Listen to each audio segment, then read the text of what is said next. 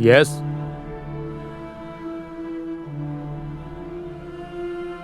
कौन सा सीबीआई? कहाँ का सीबीआई? सीबीआई और रेम्बो ये सब पिक्चरों में ही अच्छा लगता है, समझे? कमिश्नर करता जैसे इंटेलिजेंस ऑफिसर्स पुलिस फोर्स में बहुत कम हैं, क्या समझे? इस केस में कोई फॉरेन ताकत इंटरफेयर करने की कोई जरूरत नहीं है। सर, होम मिनिस्टर यहाँ आए हैं। यहाँ क्यों आए हैं? उन्होंने कुर्सी संभालने से पहले नादेशन के मर्डर को पकड़ने का वादा किया था।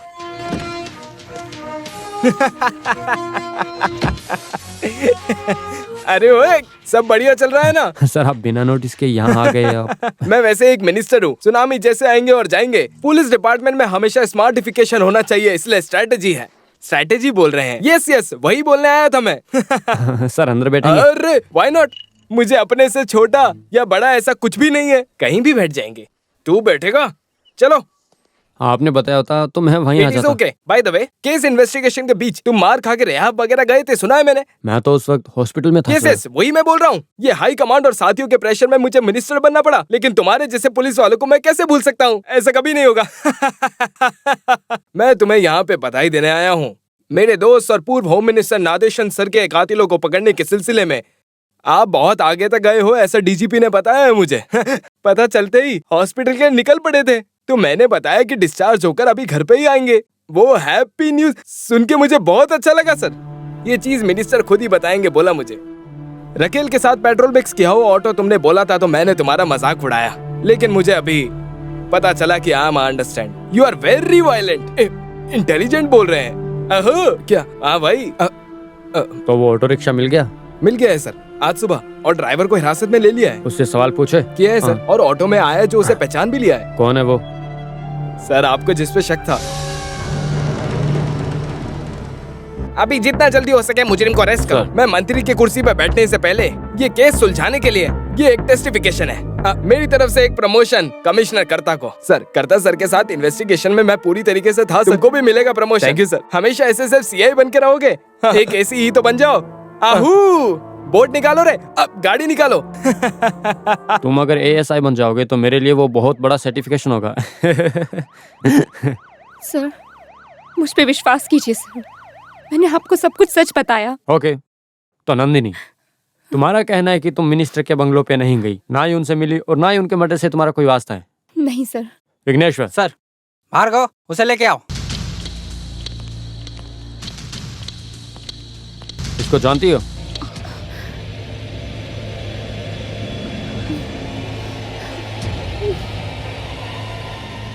तू इसको जानता है? हाँ जानता हूँ सर। कैसे? हम भी पेपर टीवी सब देखने वाले लोग हैं। नरेशन सर के खिलाफ केस इन्होंने ही किया था ना। उस दिन तुम्हारे ऑटो में यही वहाँ पे आई थी, है ना? जी हाँ सर, मैंने अपनी आंखों से देखा सर, यही थी। अब तुम जाओ। नंदिनी अब तुम क्या कहना चाहती हो? सीधे सीधे सच बताओ, वरना इस दुर्गा से पिटवाऊंगा। ये 98 किलो की वजन वाली है। अरे ये सब बातें छोड़ो भी, उनसे गलती से एक झूठ निकल गया। इंसान हमेशा सच बोल सकता है क्या, बताओ नंदिनी? मिनिस्टर के खिलाफ दिए हुए केस में तुम्हारी कॉलेज में मिनिस्टर के खिलाफ वो जो बेइज्जत करने वाला भाषण दिया गया था, तुम्हें किसी ने कुछ कहा तो तुम्हारा बेटा मार देगा, ये डर। ऐसे एक मानसिक अवस्था में हर कोई मुजरिम बन सकता है। दैट इज क्वाइट नेचर, है ना नंदिनी? नहीं सर, मैंने किसी को नहीं मारा सर। तुम के साथ क्यों गई थी?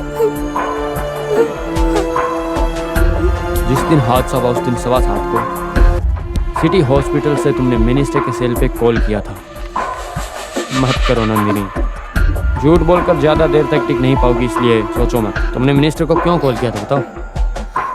और कोई रास्ता नहीं था। मैं एक रास्ता बताता हूँ, बोल रहा हूँ, थोड़ा इज्जत का सवाल इसलिए करो। लेकिन अभी इस मौके पे मैंने बहुत सोचा पर कोई और रास्ता नजर नहीं आ रहा है।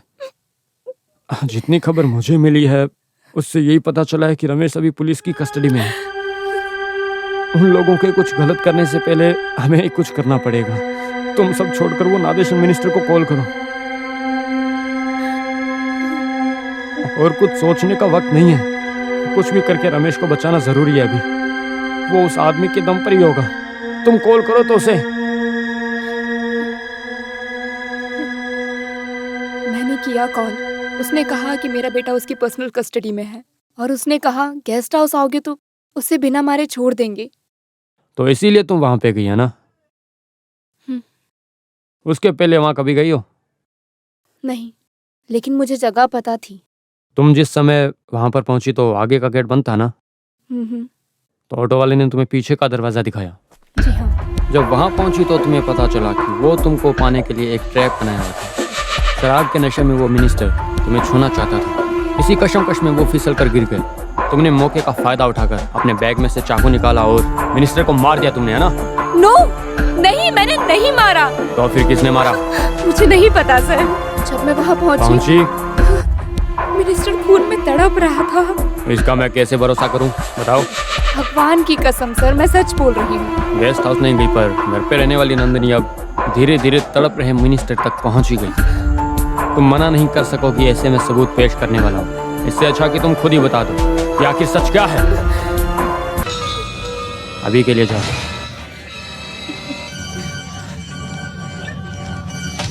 ये तो बड़ी झूठी निकली सर। सर आप एक परमिशन दो। मारा तो इसी ने है और मर्डर वेपन कहाँ छुपाया ये सब अभी के अभी उगलवाता हूँ। देखना सर, सब सच बता देगी। इनको अरेस्ट करो सर। सिर्फ एक जन को अरेस्ट करूंगा तो ये इस केस का रास्ता भटक सकता है, समझे? क्या मतलब सर? अरे सर, इनको अरेस्ट करके एक प्रेस कॉन्फ्रेंस में शाइन करेंगे ऐसा सोचा था।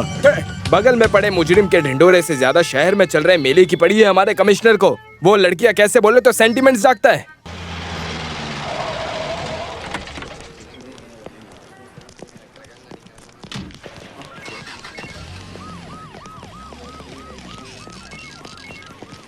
हाँ। सर आप 100 साल जिएंगे।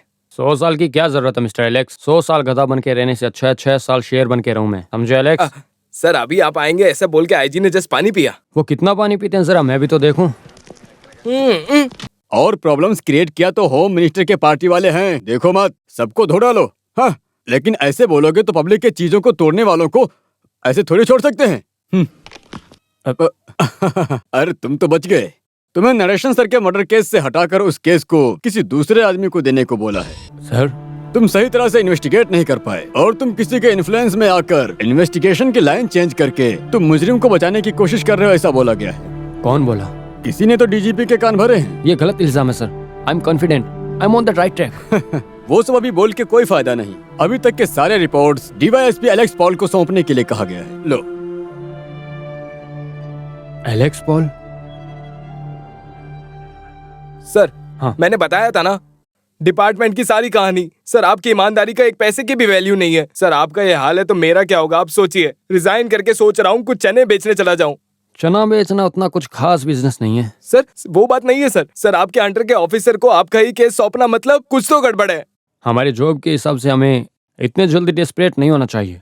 डिपार्टमेंट को दिखाने के लिए मैंने ये केस बिल्कुल नहीं लिया है। जो भी हो मैं इस केस से नहीं हटने वाला। ऑफिशियली नहीं, लेकिन फिर भी इन्वेस्टिगेशन चालू रहेगा। तुम्हारी मदद की जरूरत पड़ेगी।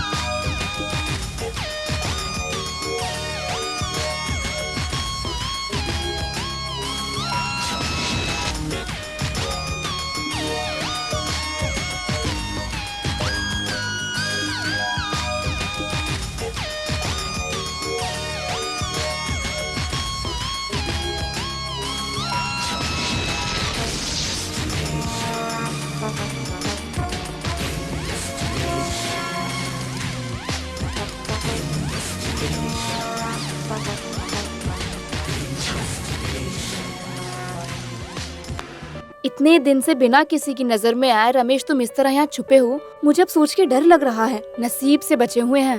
अब इस गेम को और आगे नहीं खेल सकती। तो अब मैं क्या करूं? नागिर कॉइल में दादाजी का एक ईस्टेट बंगलो खाली पड़ा है। उधर पहुंच जाओगे तो वहाँ से कोई तुम्हें ढूंढ नहीं पाएगा। कुछ ना कुछ तो झूठ बोल के कल दादाजी से उनकी चाबी लेनी पड़ेगी। तो जूली? उसको यही रहने दो, पुलिस वालों को भी शक नहीं होगा फिर। लेकिन माँ के बिना उसका सब जुगाड़ अपन कर लेगी। ये लीडर केआर की पोती है बेटे। ये सब मैंने आज तक किसी के लिए नहीं किया। ये सब सिर्फ और सिर्फ अपने रमेश के लिए कर रही हूँ।